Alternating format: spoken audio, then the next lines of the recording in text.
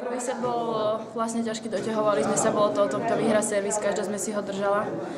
A vlastne až pri stave 6-5 sa mi podarilo prelomiť jej servis a vlastne som vyhrala prvý set. V prvom sete to bolo väčšinou o tom servise. Ako sa ti podarilo v tom druhom sete otočiť z 1-4 na 6-4?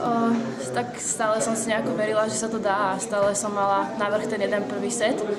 Tak vedela som, že ešte šanca nie je stratená na tom druhom sete. A podarilo sa to. Keď som videla, že superka pri 2-4 už začala byť trochu nervóznejšia, tak som vydržala.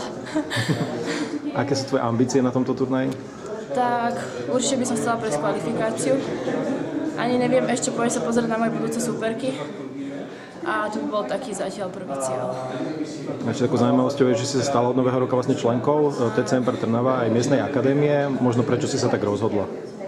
Pretože som trénovala v Bratislave a vlastne som v maturitnom ročníku a bolo mi oveľa lepšie trénovať v Trnave a chodiť na tie hodiny, z ktorých maturujem. Mala som to veľa bližšie.